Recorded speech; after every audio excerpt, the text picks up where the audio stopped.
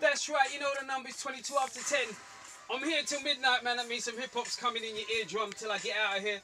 I got like a studio full of friends, some old, some new, you know what I mean? Some well-dressed, some not. Some color-coordinated, some color-coordinated, some not, but it's all good. I'm going to introduce you to some... Dennis Muhammad. I'm the founder of the Peacekeepers. Wow. Now some people are going to say, what's the Peacekeepers? Well, the Peacekeepers is an initiative where in the U.S. we have opened up 8 chapters where we teach men to accept the responsibility to go in the community to protect the women and children and the elderly of the community so we can stop the senseless youth violence that is taking our young people out the game. And when did it start? We started about 3 years ago. We started the first Peacekeepers in New Orleans, and now we're in 8 cities, and one of our great supporters of the Peacekeepers and is a Peacekeepers is Russell Simmons, Salt and Peppers, Dougie Fresh. We have Wycliffe. We have Eric B. We have quite a few, some of the artists that's backing what we're doing with the Peacekeepers. Okay, what role do they play? Well, Russell has been very instrumental. Matter of fact, he supported bringing the Peacekeepers to Queens, Hollis, Queens, his own very hometown, and help us kick off an initiative. R.I.P. to Jam Master J, I just have to say that. Yes, yes. Matter of fact, we went into Hollis, Queens. We took a couple pictures at Jam Master J's Memorial, the great restaurant where they have a lot of his memorabilia. I had to go there when I went there last time. Yeah, wonderful. Pay my respects. It's only right. Yes. Okay, so they basically help. Does their involvement kind of help to grab the younger ones? Well, there's no question. No one has a greater influence on the youth today than hip-hop artists. Russell is perceived as they call the godfather of hip-hop. And when Russell normally gets involved, he gets all the other artists like Jay-Z, P. Diddy, they get involved in helping to support the new violence. And one of the things that we do is we ask the men to step up to take a more active role in the community and be present for peace. We believe that it's a man's moral responsibility to be an example and a role model for many of these young men that come from home where there's no fathers. So we're now accepting the challenge to improve our community. Okay, so take me through the kind of day-to-day runnings of what would happen in a typical situation. Well, what we do, you know, we ask all men, we have, the Peacekeepers is not based upon whether you're Christian, you Muslim, you rich, you poor, you black, or you white. It's men who understand that it is our responsibilities to make our community safe. We've asked the men because one of the things we was part of the principal organization of Minister Farrakhan's call to the Million Man March that took place about 16 years ago. In 1995, the minister called 1 million men to D.C. and 1.2 million men showed up. Those men went back to their communities to say that they were going to make their community safe, and of course, crime dropped in every major city in America. So what we're doing, we're just going back and calling those men back to active duty. We're saying to the men, take responsibility for your community. Don't depend on the police to make it safe. That is our responsibility, so we can guarantee the safety and the security of our women, our children, our elderly, and hopefully be a better visible deterrent to crime for our young people. Okay, so would you say then it's like sort of making sure that people in the community are more familiar with each other? It's like nowadays you just walk past each other. I walk past my neighbour, I don't even say hello. I ain't gonna lie. Well, but that's because their dog keeps barking and waking me up at 4 in the morning. One of the things about the Peacekeepers is that we only out there 1 hour a week.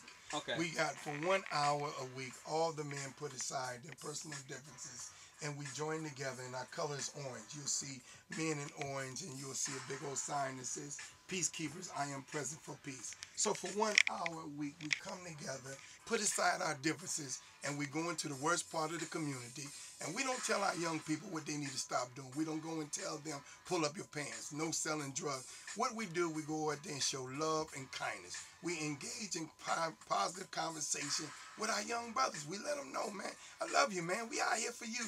We are here to guarantee the safety and security of our women and children and our elderly. We are present for peace, so that nothing will go down while we present. That's it. All right. Sounds like a good move. Now, you're over here in the UK trying to, set up a similar type of situation. How have you found it so far? Well, we was able to launch last night, the Peacekeepers here.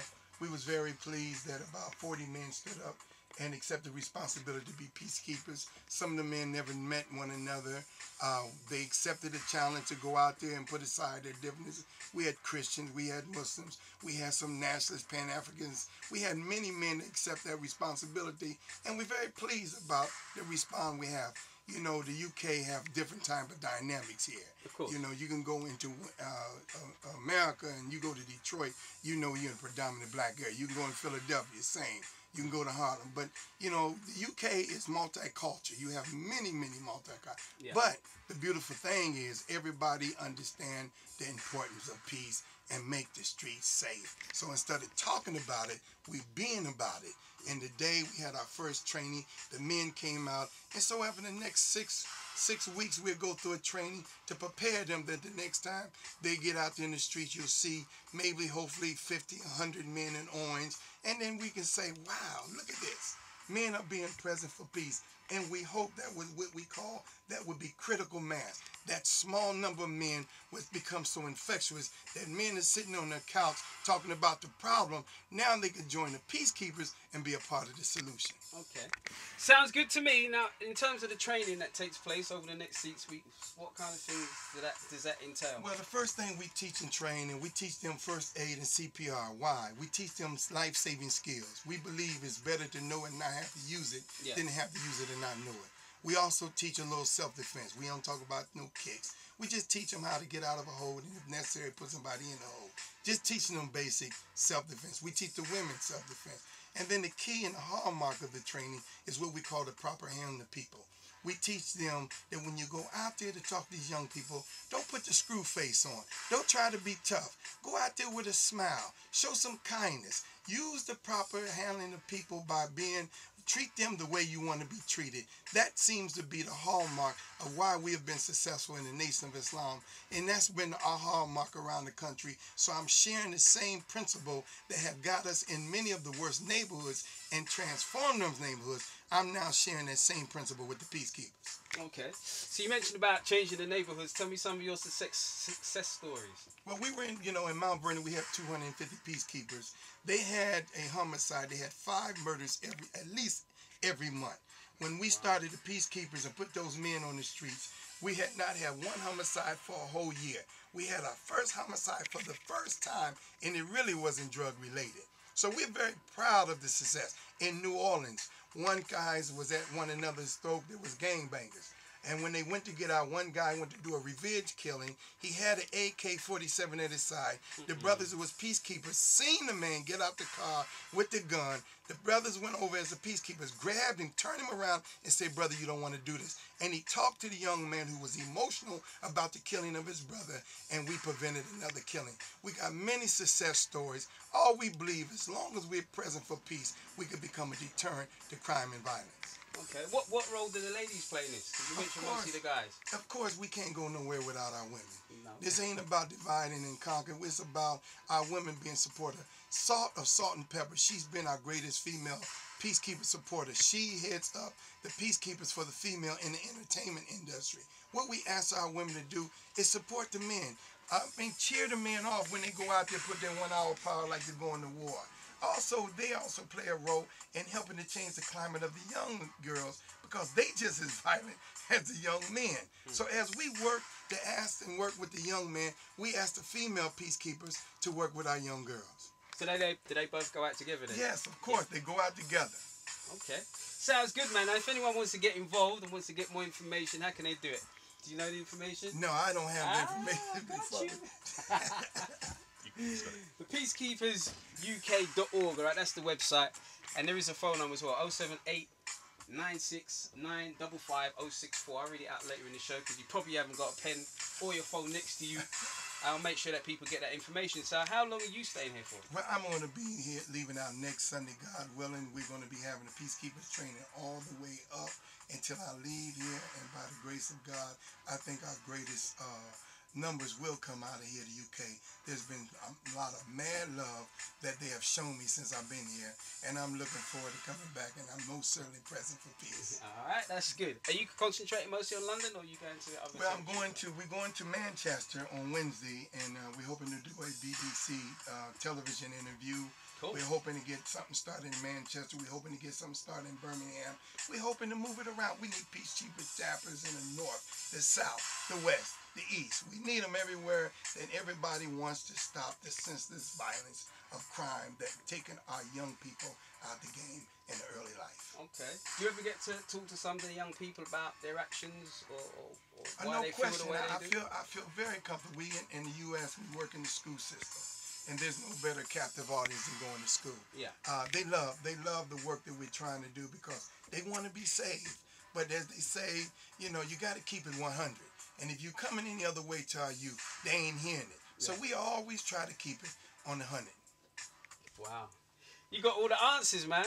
So it must be successful if they got you there. Thank you. Spokesperson extraordinaire. Let me read out that website once again. The peacekeepersuk.org. I'll read you the number once again to 078 969 55064 if you want to get involved or find out what's going on. Personally, I would have to say that something like this is kind of needed. I know we've kind of had it in the past with different fractions doing stuff like this, but you know, peace is a good thing, man. I think it's the only thing that we find that transcends most of everything we say we believe in. Every human being wants peace. Too much worry, man. Way too much. So, are you going to stick around? Yes, of course, because my family's here. All right, I'm cool. here. We had at our launching of our Peacekeepers last night, we had the great Unihood, and they performed, and I'm so excited to have such a youth organization that is taking the lead, and of course under the great direction of our UK Minister Farrakhan's UK Minister Hillary, and I have my brother from the US here that I can say I had a little bit to do with his training, but I'm happy to be here, so I'm gonna stick around and see what they got to say. Okay, sounds good to me, man. Listen, thank you very much for coming down and sharing that. Thank you for having me. And maybe next time when you come, we do it again. No good. We can pick up the story from point A and see what happens by the time you get to point B. Thank you so much. It sounds like it could be monumental. All right, brother. All right, cool. Peace. There you go. Once again, the website, thepeacekeepersuk.org. I'm sure you will know that's a good cause, man. So get involved, like you said, man. Don't just stick around and talk about the problems. Be part of the solution. You know what I mean?